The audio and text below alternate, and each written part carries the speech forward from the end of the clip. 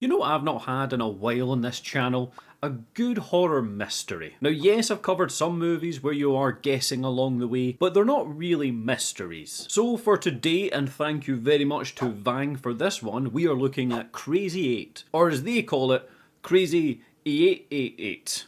I hate when they put the number in the title. Like, sometimes it works, it doesn't work here, I'm sorry, that's not a G. Now this recommendation hit me slightly differently to usual. Normally they come in as just, here's a movie I think you might enjoy, or here's one that's pretty bad. It'll be perfect for you. That's not a criticism, by the way. You're normally right. But this one seemed more like a challenge than a simple recommendation. Not that I think Vang necessarily meant it that way. That's how I read it. So I'm setting out here to not only review this movie, and we'll of course have some fun along the way, but I'm wanting to understand this plot in real time, you know, catch those lines, and see if my theories that I'm coming up with throughout the movie, well, they are the theory. So let's find out. So without further ado, you guys know the score by now. Grab yourselves a drink, kick your feet up. If you haven't yet, do hit subscribe, that would be amazing to see. A thank you to the members here on the channel. I really appreciate your confidence in me to deliver. I just hope I do. And let's just see how good, how bad, and can we uncover the mystery in one of the 8 movies to die for from 2007. According to After Dark Horror Fest, anyway. Don't you guys, I'm not going to ask you to die for it. Just that you enjoy. We open up on some text about some old psychological studies, and I am off to a good start. Like, see the movies that open like this? I know I'm in for a good time. We are kicking it off 20 years ago in the past, and Mother of the Year here. Yeah, she's dropping her kid off for a fun-looking experiment. Will you be strong for Mommy? We have to take her now. Wait, I don't want to go. It just looks sinister all around, and this chair, it just looks like the most menacing chair I think I've ever seen in my life. We are montaging hard, so I'm going to be skipping through, but all you need to know is it looks like these kids are going through essentially the Weapon X program. Well, she'll do. Put her in the ward with the others. You can make it.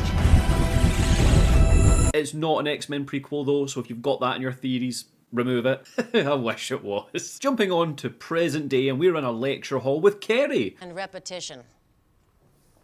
We act by habit. Well, she's Jennifer here. She'll always be Kerry. She is hitting on this whole nature over nurture angle right now. But emotion is a human condition. Nature first over nurture. In a nutshell, it's the fact that emotion is human, and that's kind of what drives us forward. And then adjacent to human is like psychopaths, because they don't feel emotion. It's kind of our class. You're saying we're born with emotions, like guilt. Correct. But why? What good does it serve? Well, without it, society would cease to exist. I don't know about you, but it's got some real Hannibal vibes. By definition, a psychopath is a man without guilt. Like the TV show Hannibal, not the movies. They had different vibes. The school bell rings, we are wrapping up the lecture, and we're about to head home and enjoy our evening until we get some spooky projector spooks coming in. I don't know what that could mean so far, but let's keep moving. Now onwards to our next chap of the movie, and it is Harold. We are 2 for 2 for Saw people. I'll stop now, don't need to keep calling out Saw people.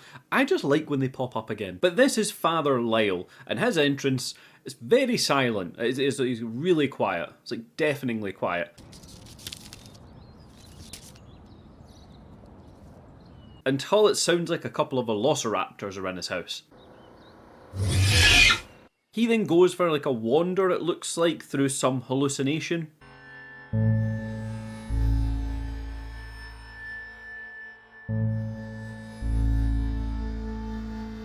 At least I hope it's a hallucination. Like, either that or this guy is a hoarder. I didn't realize that he had so much shit in that closet.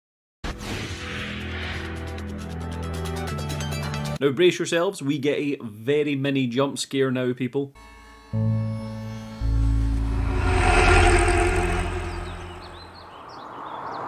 Is it even that? Can you still call it a jump scare? A hop scare? We'll call it a hop scare in this instance. Now that's enough of Father Lyle. Onwards to this pottery gal, and she's just kind of getting all kind of kinky and doming with it. It's weird.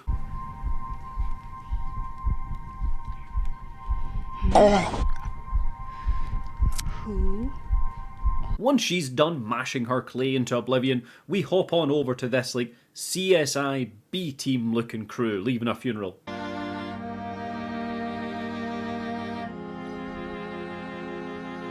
Hold up, is that Traci Lords I see? Fucking yes, I know her from all of her porn, her portrayals in recent movies and nothing from the 80s. Don't Google her. Go incognito. Traci Lords brightening my day aside, this movie really needs to start giving us some answers or some consistency at this point.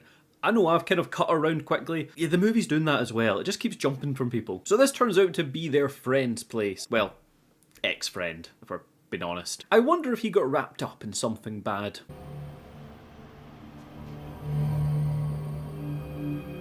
We get to his last letter that he left for everybody. Far too many L's for me. I'm glad I got through it, first time. And from reading this letter, it sounds like it might have been a delete your own save file scenario.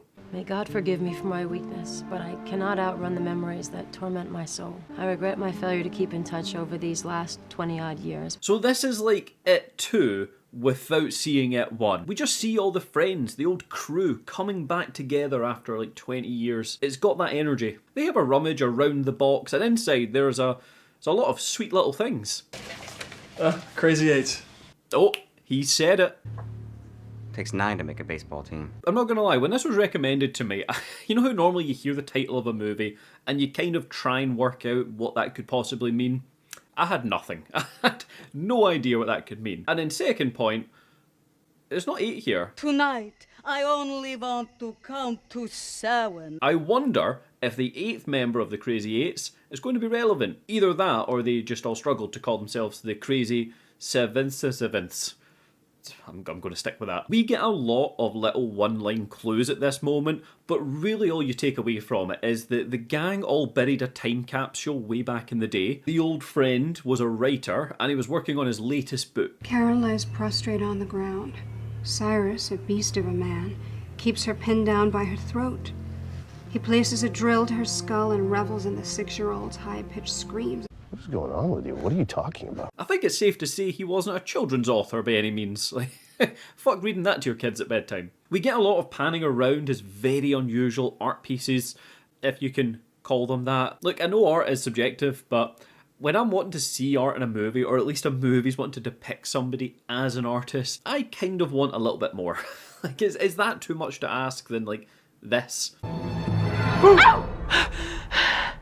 That wasn't funny. Onwards to dinner time now, because as you all know, nothing quite works up an appetite like the aura of the occult. Well, let's remember it was his final wish. I'm not going in the middle of nowhere to dig up a bunch of rotten toys. So this really is sticking to the old It formula. Like, they're all coming together now for dinner. If a demon comes for them, I am out. Looking further into this map though, we get that one line that brings the whole crew together at last. On the back of the map. We can beat this fear, but not alone. We need to go. So that's settled then. The gang are going to set off together, find this time capsule, and just uncover what went on with their old pal. We are rocking on up to Ensonburg now, and I probably said that wrong, but the population is not going strong. Wait, I've got one for yous. How many Ensonburgians does it take to update a sign? Just one, because there's only one there. Okay, moving on. Our ragtag team of treasure hunters are told to go inside the barn to find their time capsule at last. Take the stairs in the back of the barn to the 2nd floor. Let's go. We see another photo like earlier on, only this time it has that 8th child. Who's that? 8 is great. Conveniently off to the side at a ripping distance, but the child is there. I think it's safe to say there was a bit of a click going on here. Crazy Eights, huh? Guess without her, we'd just be crazy. Guess so. Questions are being raised, like, who are all of those young girls? We get the diary now of Brax Young. Yep, that's the name. And Jennifer is getting more visions. Brax Young. Something doesn't seem right here, guys. The gang here are lifting this absolutely mammoth of a time capsule treasure box onto the pulley system to get it outside. But 2 of them have just decided, nah, and have gone outside for a fag. I mean, fair enough, there is no I in team after all. There is 2 I's in nicotine. Wayne here has a nasty scar on his neck, and things just keep on getting mysterious. Happened a couple of weeks ago. Started having nightmares about you and me, and we're running. Well, that is until we finally cut this tension. Look out, faggot! I could not use that clip. Like, whatsoever. It's too perfect. Sorry. Now looking further into this time capsule treasure chest, what do we have here? Whoa. Oh my god. Holy shit. Call someone. Who are we supposed to call? I don't know. Anyone. Okay, guys, so the slingshot, that was mine. I'm pretty sure I put that in there. The photos, Jennifer, they're yours. We'll give you the photos, don't you worry. Who put the dead body in? Someone wanted to keep a dead body? Brent, I'm looking at you. Is that you? No? Who put the dead body in here? Why is there a dead body in the box? We can't just leave it here. Like hell we can't. I say we just close this box up and get the hell out of here. I think it's safe to say now, we have our mystery. Well, one of the mysteries. We have a few mysteries. This is another one. The gang just want to leave this crusty old corpse behind and dip. That's right. Let sleeping dogs lie. Well, almost everybody. I can't believe you guys are so heartless. Hey, I'm at a point in my career where I do not need skeletons in my closet, and this is one literal freaking skeleton, and I'm going. See, at first when I watched that, I did think, like, why would you want to leave that behind? You know, that's a weird decision, deal with it. And then I thought, how would you deal with that? Like, how do you... There's going to be a lot of questions if you deal with that. I'm on both sides of the fence on that one. This is a weird one. We get back on the road, clearly just leaving it behind. But what's most weird is, nobody is discussing the skeleton they just found. We keep going in circles. Let's pick a path and let's do it. Like, that would warrant at least a few questions, right? Like, who was it? Who done it? Were they trying to steal our things? Their lack of care has to be relevant, right? This movie isn't that bad that the writing is going to be that poor. Does that make sense? Like, if this was some other movies I've covered, you'd expect it. This movie has a little bit more expectation from me. Anyway, back onto the road trip. And apparently we just keep passing this same house. Am I crazy, or have we been by this same White House 3 times already? And then eventually a young girl just runs on out in front. Follow the girl. Maybe she knows some directions. Our new losers club have lost the girl, unfortunately, who, just by this frame, does not look healthy. Like, if I had to guess, she is definitely not of this earth. Is she going to be the skeleton? Is she the girl from the photo? That's where I'm at the moment anyway. How it all ties together though, I don't have a fucking clue. Alright, I don't see her. Where'd she go? She's here. I saw her come in here. With some simple logic from the gang, they all head on into the house because it's not possible that she could be anywhere else at all. It is that time, people, where we all split up and look for clues. Hello? What the fuck is this piece of Some shit? cellar doors are on the side of the house. I'm gonna check for a breaker. And hopefully get a few answers at the same time. I'm gonna check the basement.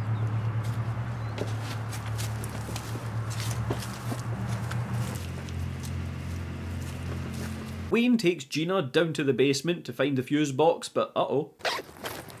Oh! What? Oh! It's nothing, I just singed my finger. In fairness, that is also what gets me hot. It's so dumb. It's so dumb. I love them. I'm going to keep doing them. I'm going to keep doing them where I can. Our Wayne here, unfortunately, goes from one little singe down to a nasty stumble. Oh! Wayne! Jesus!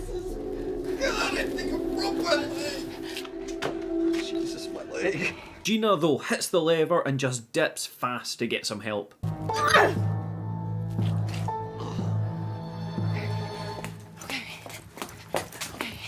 I'll be right back. Right back. Back onto the main gang, and I'm not going to lie, if I was here, I would be pissed right now because they are not putting in the same level of effort as Wayne and Gina whatsoever. They're having a break. Do you have to do that in here? Like, come on, folks. We've got people searching the dark, dank basements. Yous are sitting in the foyer. Brent leaves for a break from his break, and boy, oh boy, he is not a happy little bunny. Ruined my $350 fucking slacks. Stuck out there in the middle of fucking nowhere with Nancy fucking Drew and the gang from Leave It to Fucking Beaver. There, what $350 slacks look like? Two things. What are slacks exactly?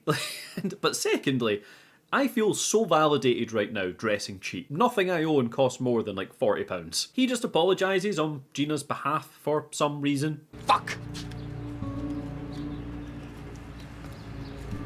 Sorry about all the fucks, Padre. We regroup and we need to check in on Wayne. Hey! Wayne's hurt! I think he broke his leg!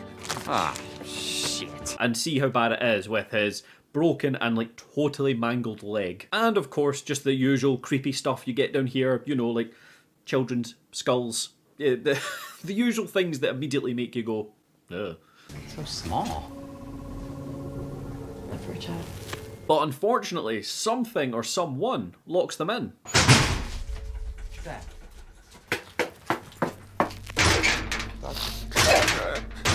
Somebody give me a hand! What is this, Gina? A passion pit? Now, although they're all trapped down here in the basement, they do thankfully find a passage out the back and off they dip. There's a passageway back here. Let's go. All right, Wayne, can you stand up? Lean on me. After a long tunnel walk, and I mean like a really long tunnel walk, they are definitely somewhere new. It's like an abandoned dungeon.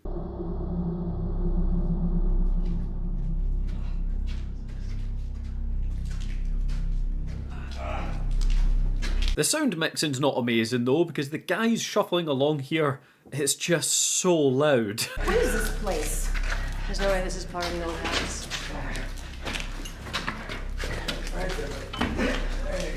It's so loud. We all split up again to find a way out. We gotta figure a way out of here. Jane, come with me.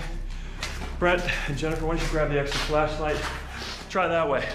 And see, so far, these characters are not pissing me off, which is surprising. Like, by this point, I would have expected at least one character to have a very bad decision. You know, an obviously bad decision. It's all safe bets. I cannot fault them. More poor sound mixing though, because we really just don't understand what he said. Back onto Brent, and like somebody who really plays it safe in Resident Evil 2 Remake, the entire place is boarded up. If any of you caught my Resident Evil 2 stream, that'll make sense. Thankfully though, we all regroup yet again, so they are only splitting up in really short bursts. Any luck?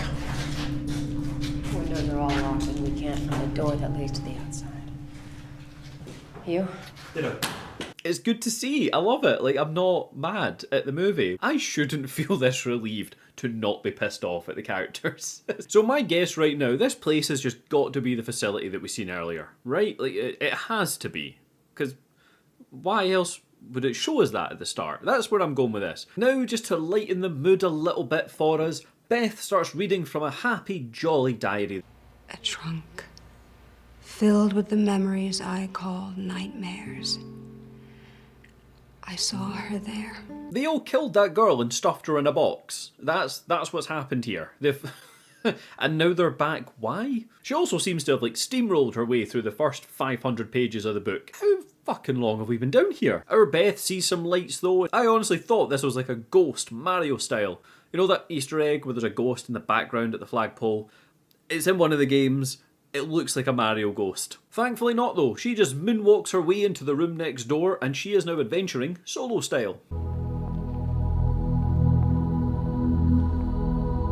What does Beth find here? Well, of course it's some beds, but that's not all. She sees her name here too.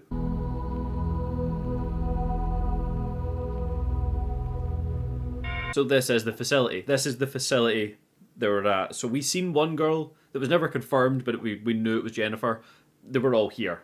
Cool, got it. How did none of these people remember their childhood? Like, it's very bizarre to me. I know I'm assuming they were all here. It's got to be that, right? How nothing's coming back to them at all? Yeah, I guess so, yeah.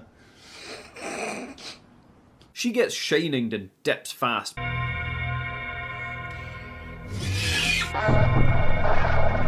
But sadly, there's still no exit for her. She is watching her man Wayne just chilling by the window, and things are feeling a little bit too calm for a horror movie midpoint. Damn, a window to the back of the neck. That'll be sure to cause some pain. Our loser gang start freaking out because, well, of course. Get on! Come on, get open! Give me a crowbar or something! Gina runs away for a metal bar to help. She really has left the wood behind. But Brent, yeah, he's had enough. I'm getting out of here. But we can't just leave him. No, watch me. I can totally get that this is a high-stress situation. I'm willing to give you a pass on leaving that corpse behind as well. But this is somebody you came here with, man. You even drove. Like, fucking chill. The group now all have that downbeat moment and they start telling stories of all the weird shit that they've started to see recently. Something was hiding in the darkness. And at first I thought it was my imagination. This leaves them all with just one burning question. Kids, I think. Dream I've been having. You sure it was a dream? Our man Brent is getting to cooking and, it seems like Jennifer knows where things are. We need a pot.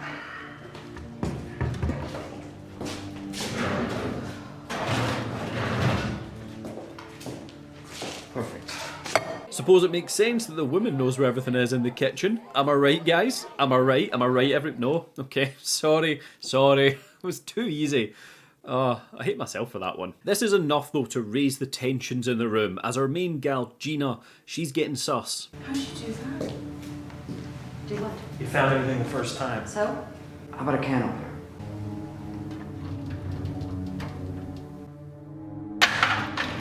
She is bloody feisty, I'll give her that. You set this whole thing up, didn't you? No, I... You and Brax come set on, it up. I've never been here before. You're not fucking joke! Got Wayne killed! Stop it right now, stop, bitch. come on. The gang now all just split up on their empty tums and hit the hay. I know that they were stressed out. I get a bit cranky when I'm hungry. I would have recommended they just, in silence, you don't even need to talk to each other, have the food and then just go to bed. You know, at least be full. She's freezing, we gotta get her some blankets. They're in here. Oh my god. You've been here before too. I swear to God, if none of them realise that they've been here before, it better have a damn good explanation. That is all I'm hoping for at this point. Brent and Jennifer are back on that escape plan until they see that girl from earlier.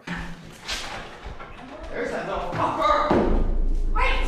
Wait up! And are you guys ready for the slowest chase scene in cinematic history? Fucker! Wait! Wait up!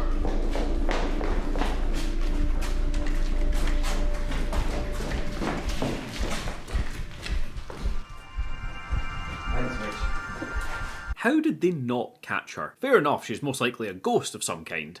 But they didn't even like see her, then just disappear. Like it was always round corners.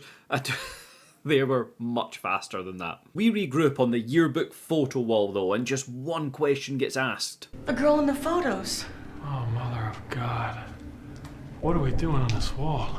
Because you were there, I can't. We've done. They're there. We knew they were there. Sorry, I'm back. We just get some more ghostly encounters for Beth here.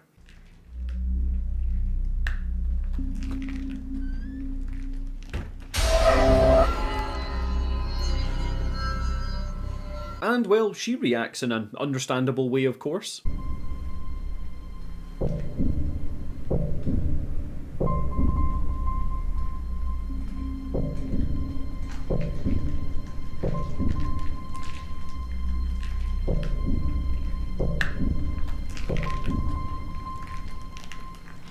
Beth can't even nap in peace because this creepy ghost bitch is back.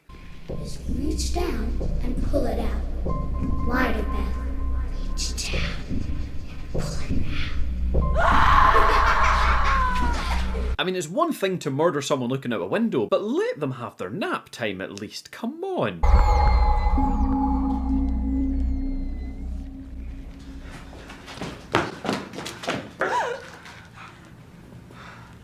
And like that, we are another one down. Out of all of them though, Beth does still look the most shocked, right? I mean, look at her.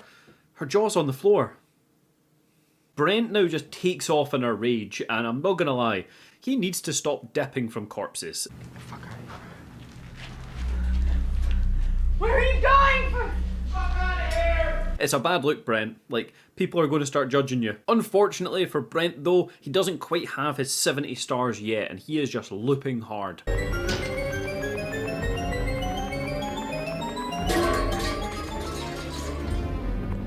Back onto Gina, who's now just found a place to crash, and I don't know about you guys, but that bed looks like a perfect fit. Father Lyle is here reading some scripture though, and we start to actually get some more clues. 20 years has slipped through our fingers.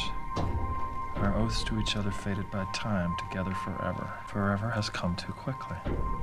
I'm guessing they were all psychopaths with like no guilt. That has to be it, right? That explains the lecture at the start at least. And because of that, they then killed the 8th member of the crazy 괰ᴄᴅɪᴛ괜, and now for some reason they've all forgotten. That's where I'm at anyway, that's my theory. Brent though is still stuck in this corridor loop, and it's safe to say he's losing it.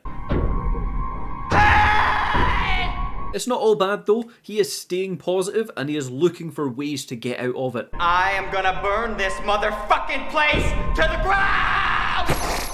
Maybe positive was a bit of a stretch. Back onto the gang, you know, the crazy fourths. And Jennifer sees the necklace and that reminds her of a butterfly.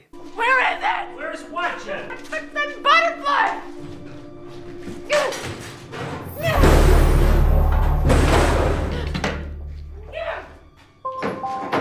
It's true, women just never forget anything. Except growing up here, obviously. Except that. The butterflies, though, just like that. We lived here in this room. Lyle throws out a little curveball now, just to make us doubt old Gub's theory. We're not orphans.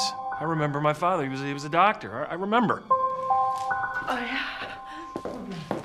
Come on! So when I heard that, I thought this is going to be different now. My theory's wrong. It's not going to be this.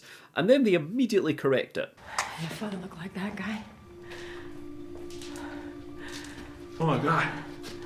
How is this possible? More searching goes underway, and Jennifer, well, she's just taking a long, hard look at herself until...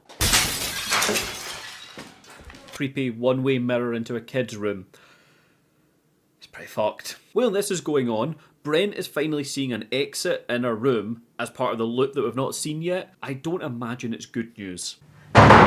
Our crew get to looking and they uncover some pretty wild things. Savant syndrome? What does this mean?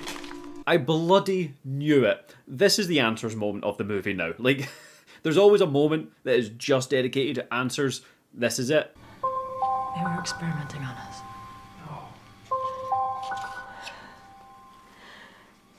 Ward C8.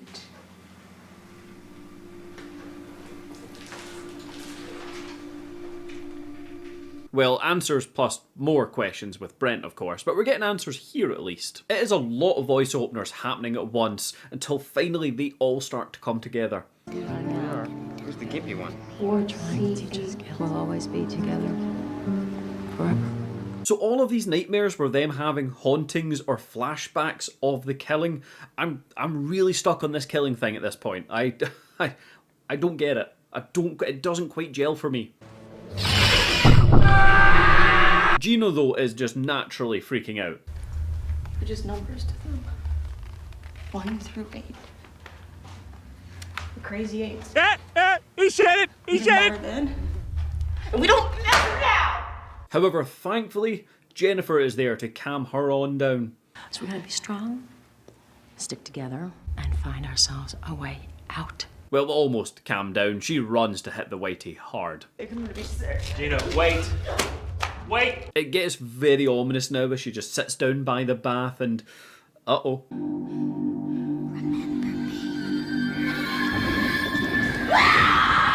You might now be thinking Gina is sadly gone, but not our Traci love. She's a fighter.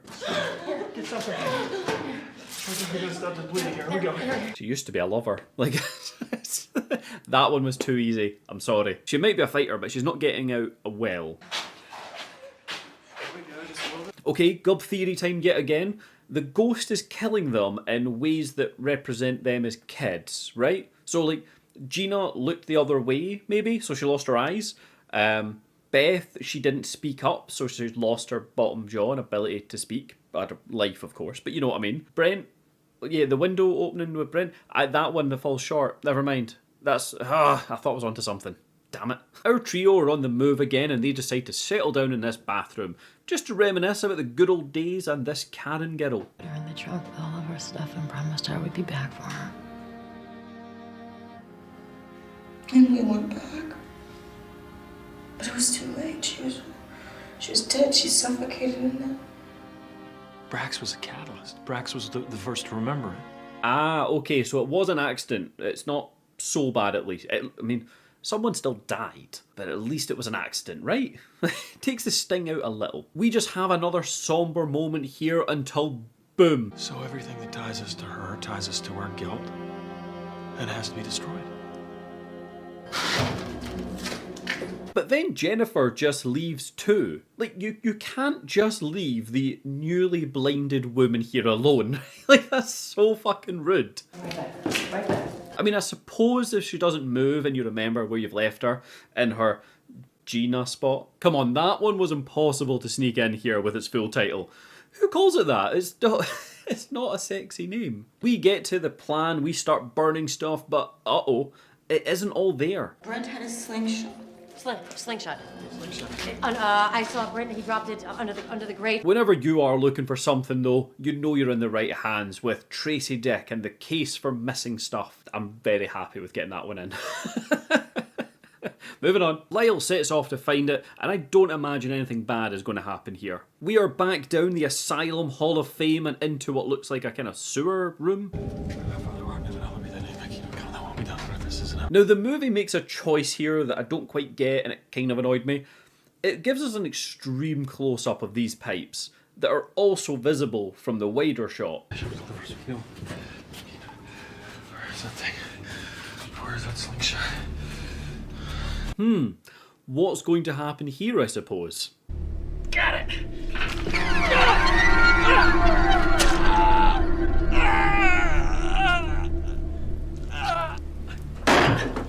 Of course. Like Super Hands at an engagement party, Father Lyle just hits the pipe hard. Can of Coke and a ciggy, he'll be right as rain. He sees the near exit, and we understand now that that is what Brent ran up to a few days ago. So it's like they're all getting brought back here, even pre-funeral. The gals realise though there are still some paintbrushes to find that they have to burn. Beth had her paintbrushes. But Gina, she ain't moving for anybody. Let's go. Come on, Dina, come on, let's go. Just go. So you're just gonna give up? Yes. Jennifer, being a good pal, gives her a weapon for some reason, and then off she goes. Something is coming for Gina. I'm not going to make that joke here, but she just takes a swing.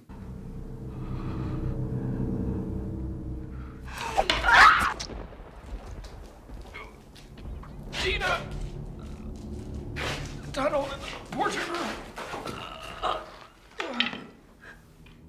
Bloody hell, Gina. She is taking lives faster than she took Tokyo. Our gal Jennifer thankfully finds the brushes under the bed from earlier, but now she just has to rush on back. She really needs to hurry though, because something is coming for old stabby Gina here. Now guys, are yous ready for the calmest ghost kill in cinematic history?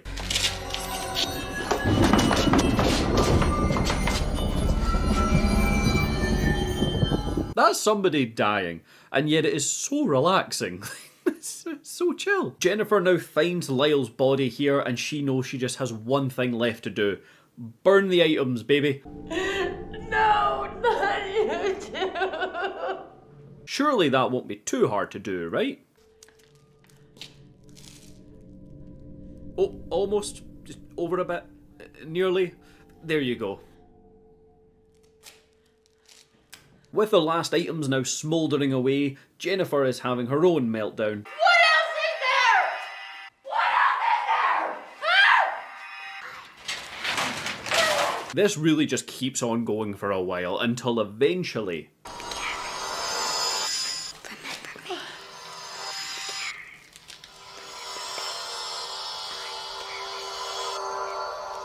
she goes for the nearest glass, and things, they're not looking too good.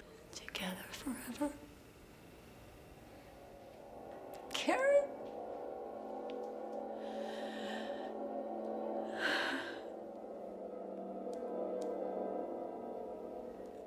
Before we see what happens, it is flashback time again to, I can only assume it is Jennifer as a child. She has a couple of boxes here and just one choice to make. Boxes in front of you. One will be painful but lead to redemption. The other will only lead to more tests. Oh, I know this riddle. You ask one box what the other box would say is the lie, and then you do the other. It's not that riddle. Okay, that's the only one. I know that one well. Do you know what guilt is?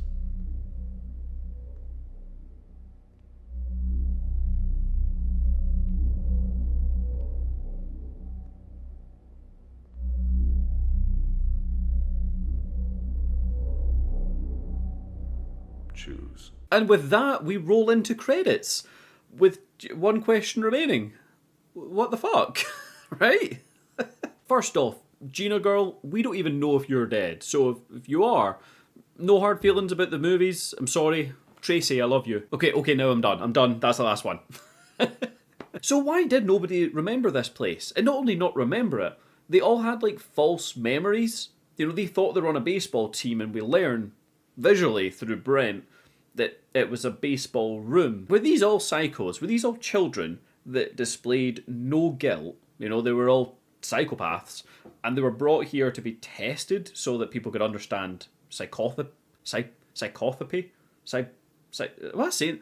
They could understand psychopaths a little bit better. So see all them as children, having no remorse, no guilt, getting dropped off here for experiments.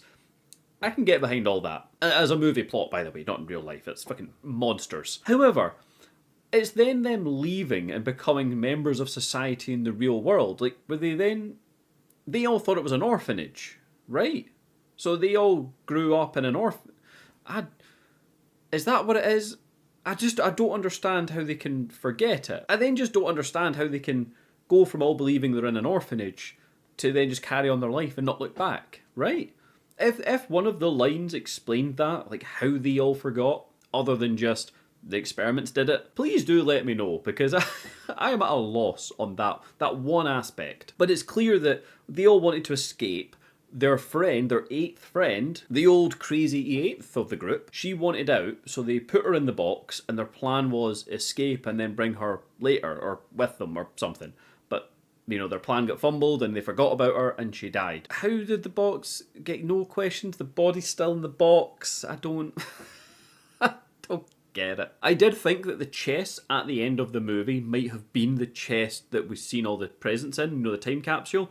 It is different to them all. Had that matched, that would have made sense, because it's like she's been sat down, been like, do you feel guilty or want to help your friend, or do you not really give a fuck? And then she chooses not to give a fuck. But they're different. Crazy eights, call it crazy ninths, because I'm part of the crew now as well at this point. I do like the idea of a ghost coming back for revenge and killing them all off one by one. To be fair, the deaths were pretty unique in this movie. I loved that. The acting, it was alright. It was pretty good. You know, it went for some weirdness. The movie did do an amazing job of just little moments that make you wonder that all will start to come together. Almost. I'm a little bit unsure still. However, like Jennifer knowing where things were in the kitchen, great little touch. Like, if you compare that moment to the butterfly moment, you know, the one in the kitchen was that bit more subtle. Like, we know what she was doing, but it was like silent. You could watch it muted and you would get the gist based on just their acting.